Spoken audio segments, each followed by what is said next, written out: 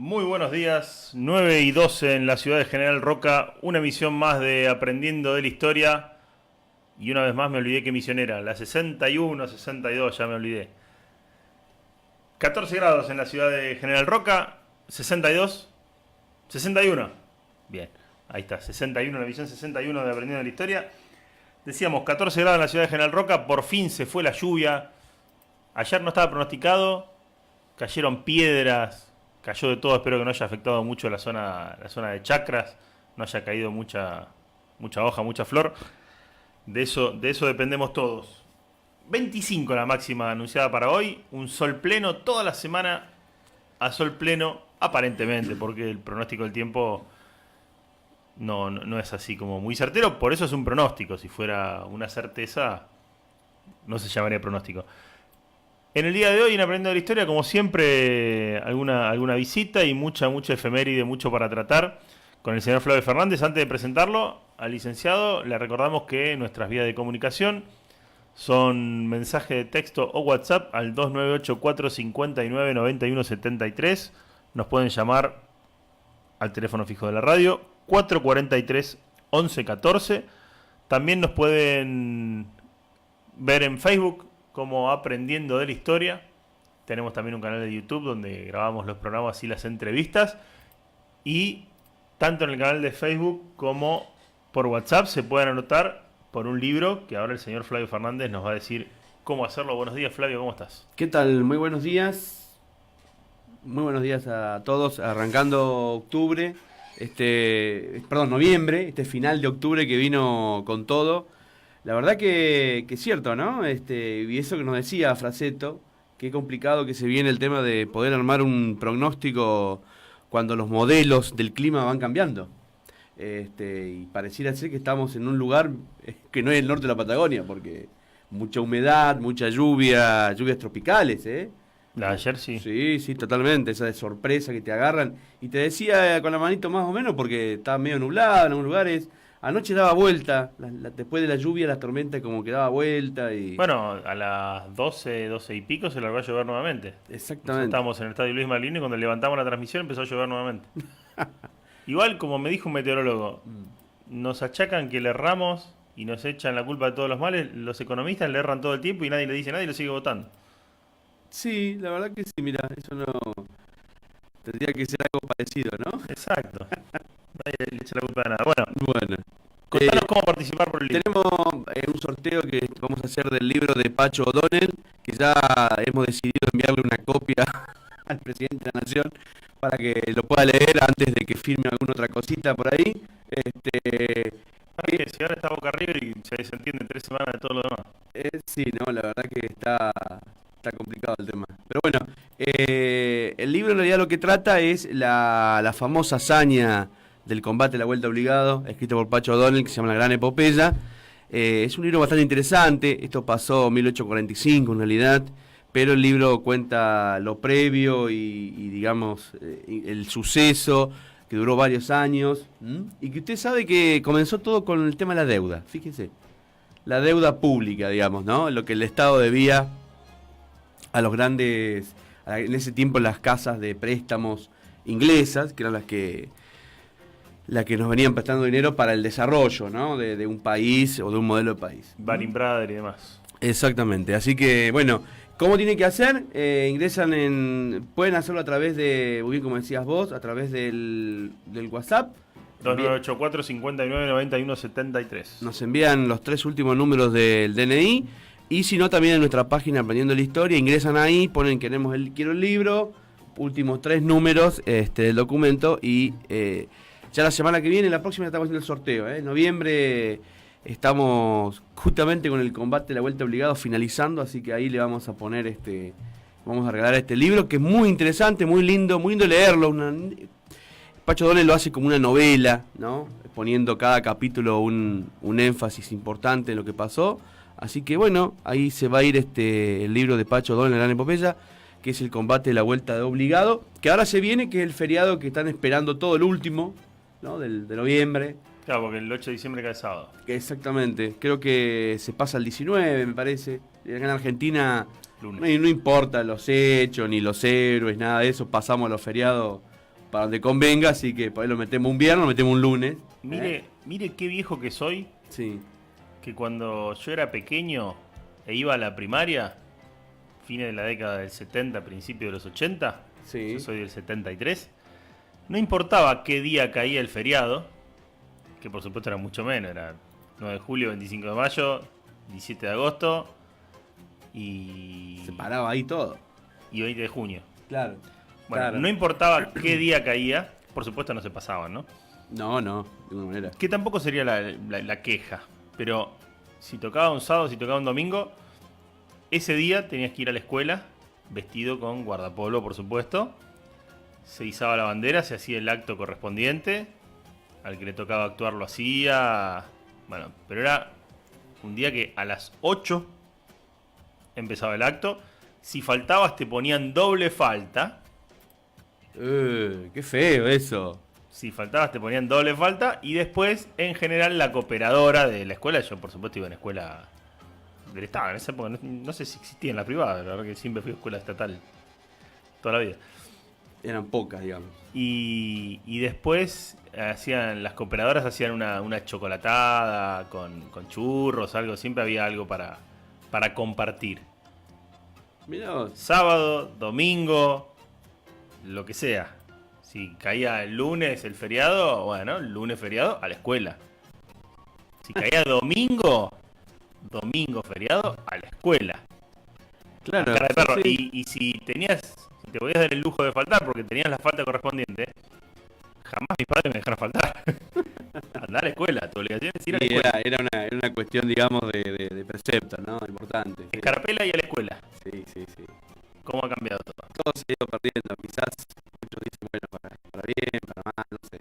Yo La verdad que todo se ha ido perdiendo un poquito. Sí. no discuto lo de pasar los feriados a días laborables para hacer fin de semana largo. Esa parte, quizás desde la parte productiva se pueden quejar que hay menos días hábiles y cuesta más. Y por otro lado, se genera movimiento y tráfico turístico. Todo eso es entendible, una postura y la otra. Lo que no es entendible es que se pierda el concepto de por qué es un fin de semana largo. Claro. Que no sepa nadie. No, y aparte recordemos que en esa época se estaba el desfile, que era muy importante, desfilar en su ciudad, ¿no? Mostrando las instituciones, ¿no? Las escuelas, desfilaba bomberos, desfilaba todo el mundo. Y era realmente muy lindo participar, ¿eh? Esas cosas se han ido perdiendo, por lo menos en nuestro país, ¿no? Así, en Argentina, bueno, todo hecho social es un hecho político, decía la Junta Militar en un momento.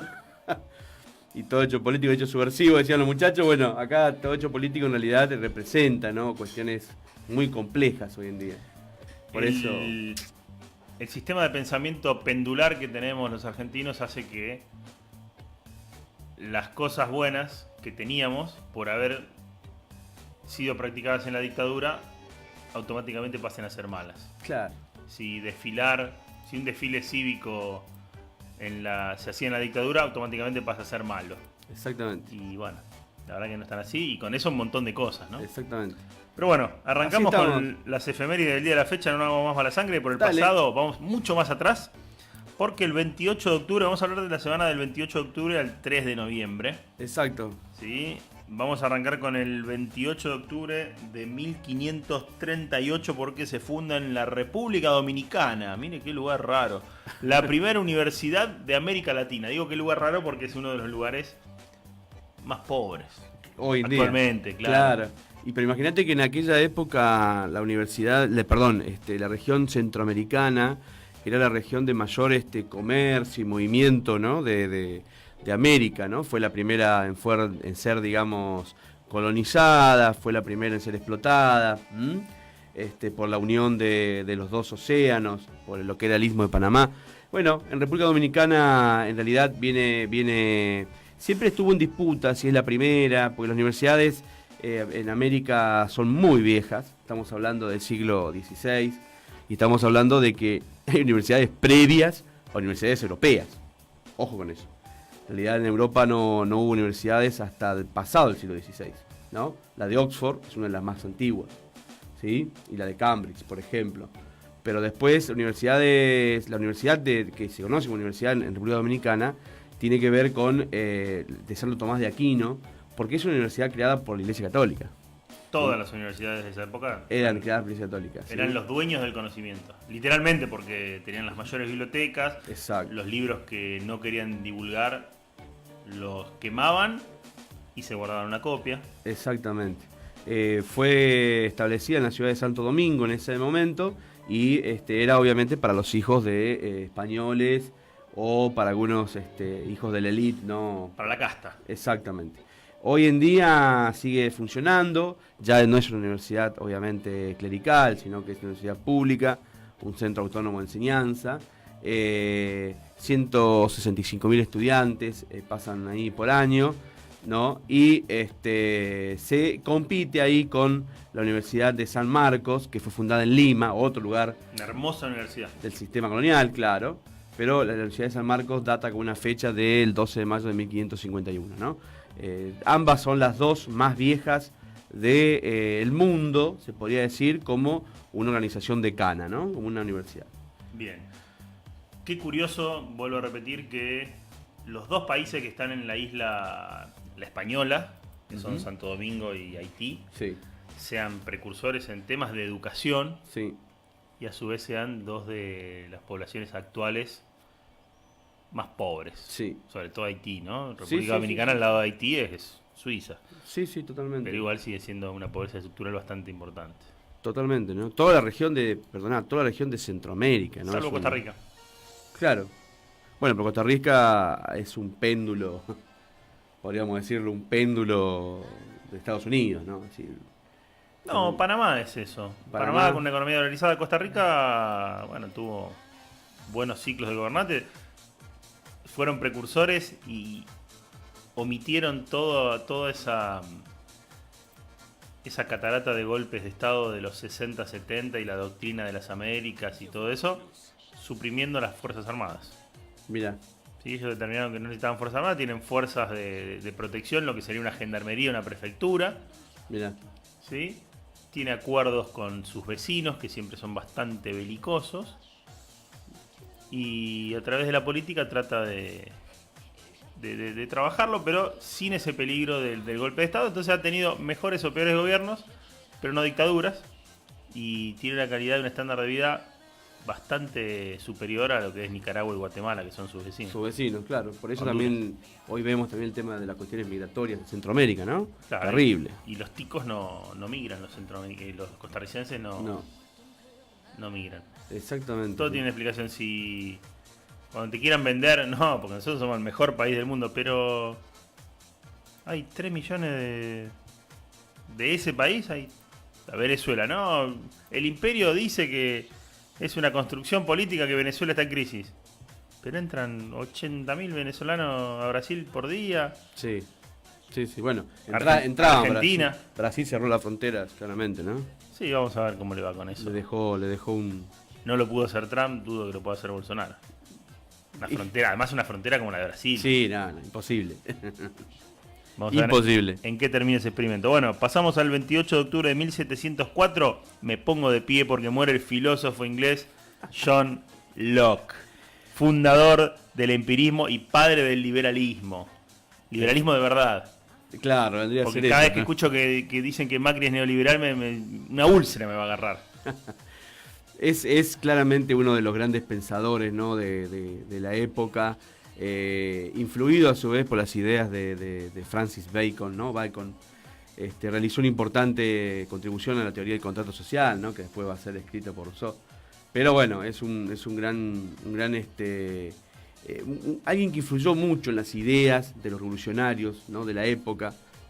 No solamente en la Revolución Francesa o en la época de la Revolución Francesa, sino también en la Revolución de Estados Unidos, ¿no? Claramente, y contribuye, ¿no? Inclusive a la Declaración de la Independencia de Estados Unidos. Así que John Locke es una persona, ¿cómo te podría decir? Era médico para empezar. Sí, era filósofo, médico, claramente. Y bueno, y tenía, bueno, vuelvo a decirte, como al ser médico, creo que de ahí viene la cuestión de la ciencia, ¿no? Que el conocimiento se termina por la experiencia, ¿no? Pero bueno, él decía que era una cuestión de la percepción sensorial, ¿no? Y hablaba de que la libre circulación, porque hay que tener mucho cuidado cuando hablamos de liberalismo.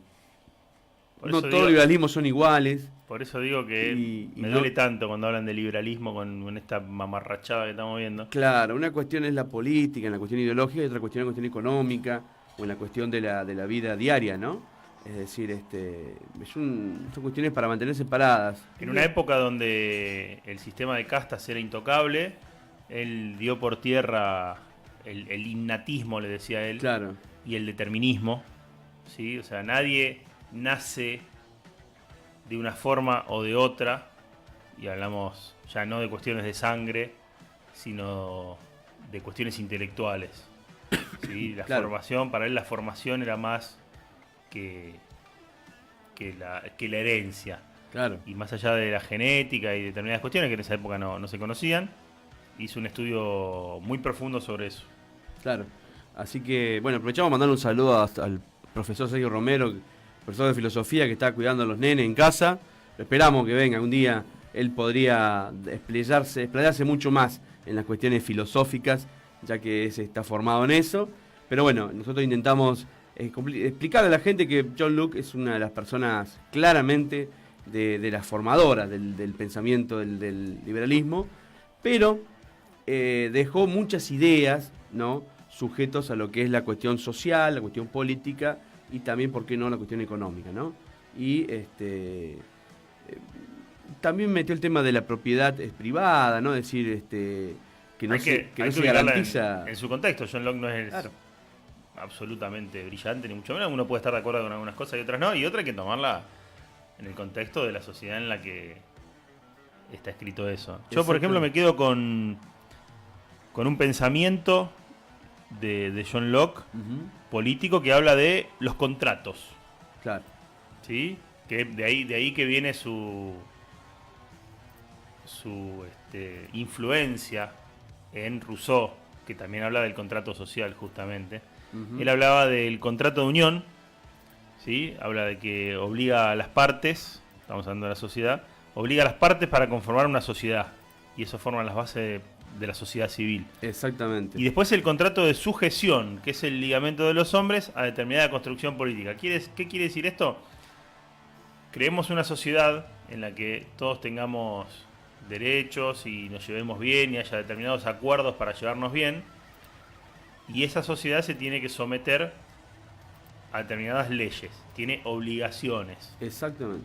Bueno, si se rompe alguno de esos pactos, se producen hechos que están por afuera, y lo que hace es impedir el crecimiento de dicha sociedad. Cualquier semejanza con la realidad no es pura coincidencia. Exactamente. John Locke lo decía hace 200 años atrás. Exactamente. Un poquito más. Se murió en 1704, imagínese. No, y a mí, yo lo único que me quedo con la cuestión de la educación. Él hizo muchos aportes a la educación. Y él dijo que educar dentro del campo intelectual significaba enseñar a razonar. Tanto que se habla hoy, ¿no? No enciclopedismo, digamos. Exactamente. Mirá. Porque era la manera de poder llevar adelante el empirismo, ¿no? Es decir, razonar, pensar el por qué, para qué, ¿no? Un hombre, reitero, de que quizás en su momento no fue, digamos, considerado como muy importante. Después, con los estudios y con el tiempo, claramente fue el formador de otros, inclusive entre ellos hablamos Rousseau, por ejemplo, ¿no? Entonces, claramente influyó bastante. Sin duda. Bueno, pasamos al 28 de octubre de 1771. Y ya que hablábamos de educación, ¿no? Hablamos de educación. Es mejor. Porque nace el filósofo y educador venezolano, el tutor, el orientador de Simón Bolívar, que se llamaba Simón Rodríguez. Exactamente. ¿Sí? Nació en lo que ahora sería Venezuela. Sí. Él, digamos... Antes era la Gran Colombia. Claro. Digamos, es uno de los grandes... No, ni siquiera. ¿Cómo se llamaba eso? Nueva Granada. Nueva Granada, ahí está. Pero es uno de los grandes formadores. Sí, cuando él nació se estaba formando el virreinato nuevo, de Nueva Granada. Cuando él, digamos, se forma, es una persona que se dedicó, digamos, a estudiar y a profundizar, ¿no? Todas las ideas que venían de pensadores justamente lo que estábamos hablando, ¿no? Como Rousseau, como Voltaire, como Thomas Hobbes, es decir, Montesquieu, por ejemplo. Entonces, el hecho de haberse formado, digamos, coincidido también en estudiar en París, donde, por ejemplo, pasó Manuel Belgrano, por decirlo de una manera,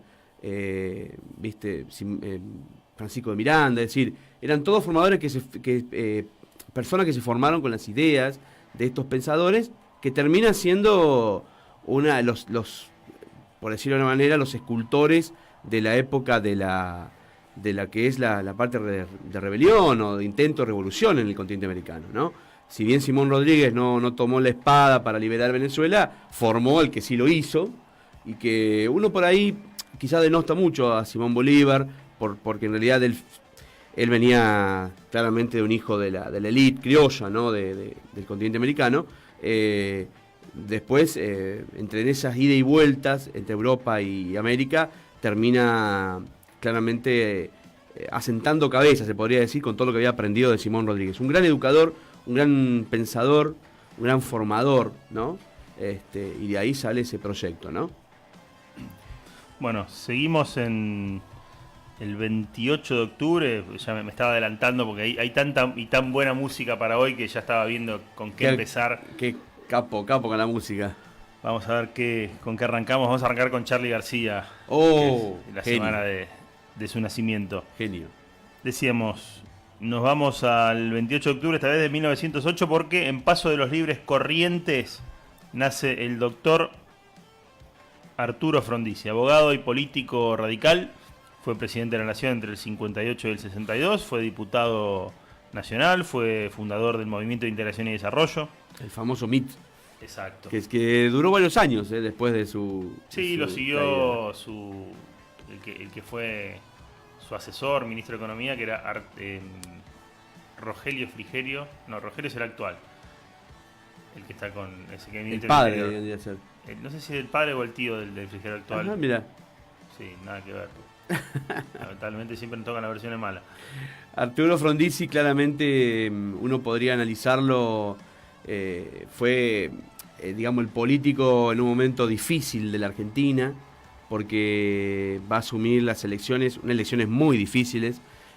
Argentina en ese momento viene del golpe de Estado del 55, el peronismo, y la famosa proscripción del peronismo que pasó. Son esos hechos que en la historia, cuando usted busca en algún lugar del mundo donde se proscribió a alguien políticamente, ¿dónde es? En Argentina. Pero además, la proscripción llegaba al punto de no poder nombrarlo. No. Los diarios no podían decir Perón. Los diarios, la sociedad. Ni siquiera podían hablar mal de Perón los diarios. O sea, no podían decir la palabra Perón porque eran censurados. Entonces decían el tirano prófugo. Exactamente. Decían los diarios. Bueno, ni siquiera para hablar mal. No, para nada. En ese contexto arranca Arturo Frondizi una campaña, digamos, de alguna manera, en una unión, inclusive en una Unión Cívica Radical dividida también. Claro, porque era de la intransigente. Exactamente.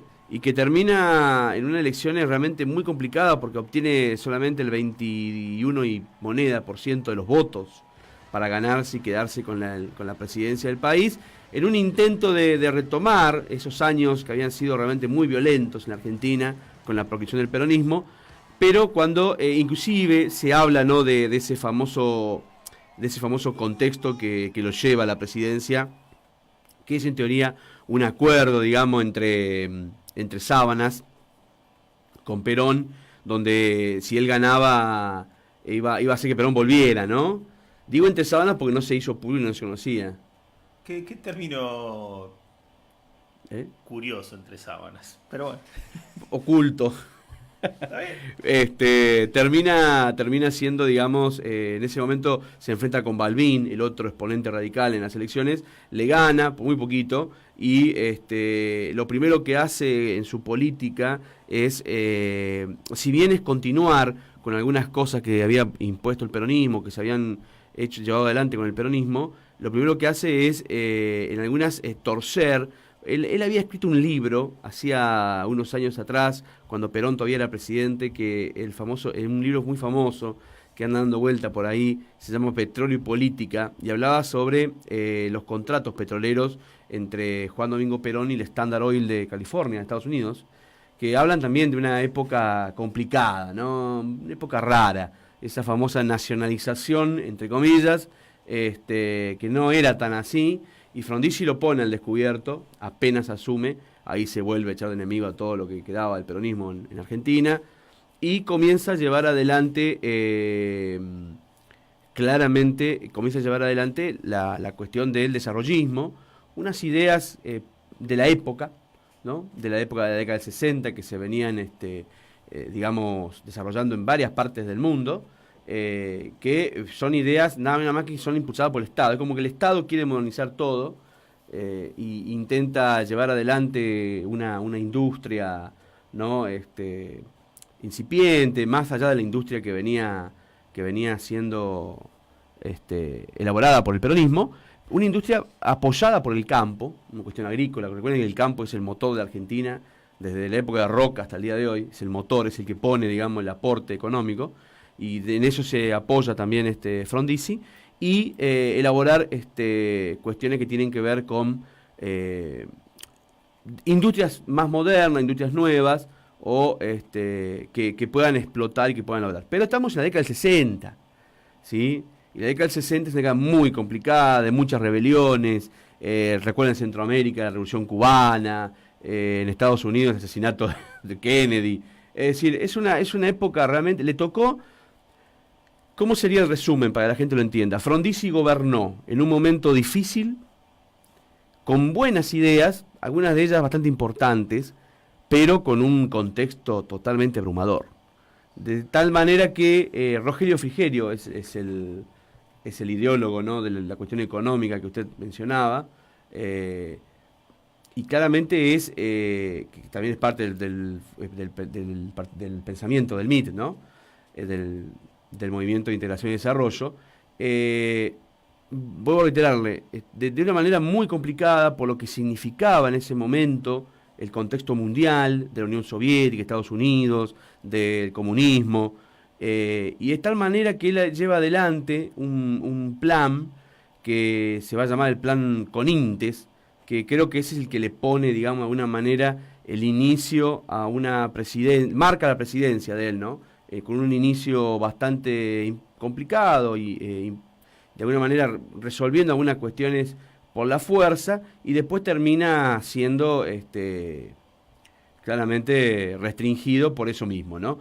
Le voy a decir algo que por ahí le van a venir a la mente algunas cosas cuando le mencione a algunos de los ministros de Economía que le impone la milicia, ¿no? Es decir, la presión del poder militar que seguía vigente en Argentina ante esta situación.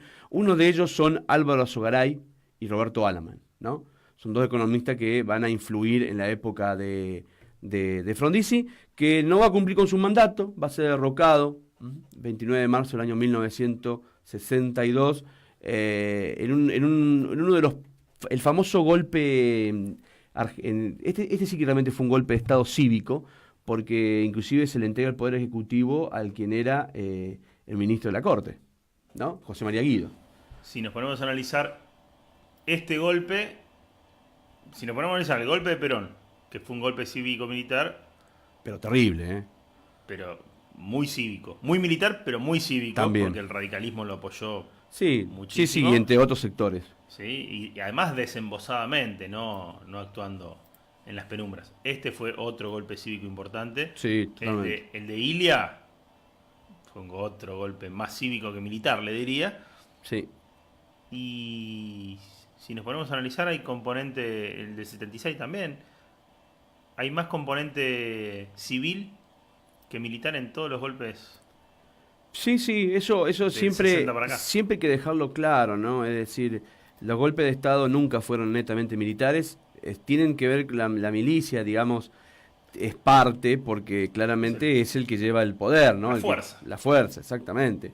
Pero la mayoría fueron todos cívicos, y este fue un caso, por ejemplo.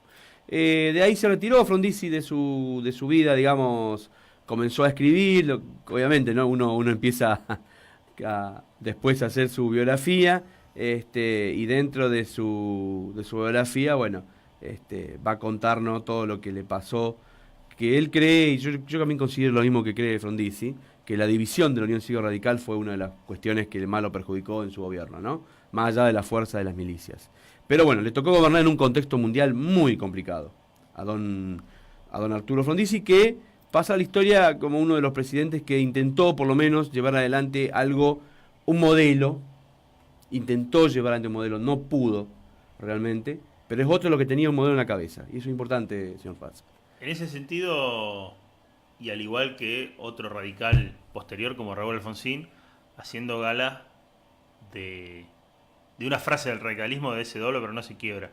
Exacto. Fíjate que era un intelectual de izquierda, lo que podríamos denominar izquierda, Sí. ¿sí? Un nacionalista, y tuvo que aceptar que le pongan a Álvaro Arzogaray de ministro de Economía y que le lleve la economía para el otro lado, pero uno dice, no, transingió sus ideas, no, él quería que no perder la democracia. Exactamente. ¿Sí? Él quería seguir adelante para después, con ese poco margen que tenía, ir haciendo...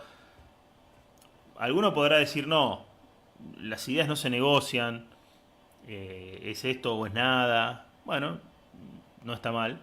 Él prefirió resguardar la democracia y dejar de lado algunos valores que consideraba importantes. Creo que con Alfonsín está claro que pasa lo mismo. Por un lado, juzga a las juntas, fue el único que la hizo. Recordamos que el peronismo propuso como eslogan de campaña e hizo un acuerdo firmado por todos los candidatos que integraron el espacio del PJ de Sí, una señor. amnistía general. Sí. ¿Sí? Para todos los que habían participado en el 76, básicamente porque eran todos ellos, toda la triple A está compuesta por gran parte del peronismo. Entonces, Alfonsín tiene la valentía de enjuiciarlos, pero después tiene que bajar los decibeles con la ley de Valencia de punto final. ¿Por qué? Porque quería y no, claramente no, está Era obligado parte de su... políticamente a hacerlo para salvaguardar la democracia. ¿Eso está bien?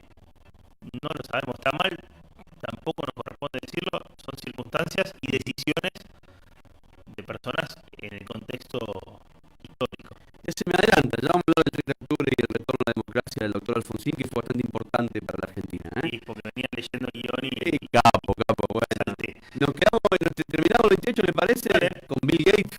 Dale. Hace falta mencionarlo a este señor que nació en Estados Unidos, procedente de una, digamos, de un estatus de vida importante, que no era una clase media baja, pero bueno, Bill Gates, más allá de su paso a la Universidad de Harvard, que no termina la universidad. Vos fuiste estos genios, ¿por qué no termina? Steve Jobs tampoco. Steve Jobs ni siquiera empezó en la universidad. Claro, exactamente. Bueno, Bill Gates no terminó en la Universidad de Harvard con su compañero en lo que era el equipo de desarrollo de software, su compañero Paul Allen, en una época importante, ¿no? Paul Allen es el actual CEO de Microsoft. De Microsoft. Desarrollan BASIC, el famoso lenguaje de programación que luego se utilizaría en la primera computadora personal lanzada al mundo. Decimos personal porque ya existía la computadora. La hizo Apple. Justamente. Exactamente, como una cuestión de proceso más comercial o corporativo, ¿no? La famosa Altair, ¿no? Fue la primera computadora que llevó adelante, y el éxito de BASIC lo llevó a fundar la compañía Microsoft, ¿no? Para después llamarse Microsoft Corporation. Claramente Bill Gates y a cargo de la empresa y con su consocio, y bien decía usted hoy, el CEO de la empresa, llevan adelante hasta que en la década del 80 IBM le encarga, ahí ya trabajando para IBM, crear el sistema MS2. ¿Se acuerda del sistema MS2? El DOS, claro. Nuestro primer sistema operativo. Yo cuando entré al secundario teníamos una computadora en toda la escuela, que era una CZ Spectrum, y trabajaba en DOS. Qué capo. Bueno, hasta que en la década del 90 desarrolla lo que creo que es el salto, ¿no? El salto de todo tipo, económico. Lo que conocemos, básicamente. Exactamente, que es el sistema Windows, ¿no? Así que justamente la ventana para salir afuera, ¿no? Es la segunda persona más rica del mundo. Se calcula una fortuna estimada en 90.000 millones de dólares. O sea, es el doble del... De las reservas del país, del Banco Central. Dios mío. Bueno, El número uno es Jeff Bezos, que es el dueño y CEO de Amazon. le decimos a Bill Gates o a alguien de Microsoft que estamos buscando auspiciantes, por ahí si quieren aportar a la historia. Nos acordamos del 28 de octubre de 1925, nacía, así que hace muy poquito fue su cumpleaños. Una compu, aunque sea algo. Un centro, tirame, Bill. Y Espera que me queda una. ¿qué te queda? ¿El 18 de octubre? Sí. Ah, no, me fui el 29. El 28 de octubre. Del año 75. Usted quería decir esa. La primera edición de la Copa América. Porque Esa. usted no lo escuché en el programa hablando de esto. Ninguno de los programas deportivos Y porque nos falta la voz de la de historia. la historia. Pero ninguno de los programas deportivos, de la mañana, ni la tarde, ni la noche, hablaron de la famosa primera edición de la Copa América obtenida. ¿Sabe por quién? ¿Por quién? Por Perú. ¿Qué tal? La selección peruana. Y La década pero 70. exacto. Era terrible. Chumpitas, oblitas, cubillas. No, Selección no. maravillosa. No, y por eso nadie explica el 6-0, ¿no? En Buenos Aires, en Rosario, perdón. Ya estaba en decadencia esa selección.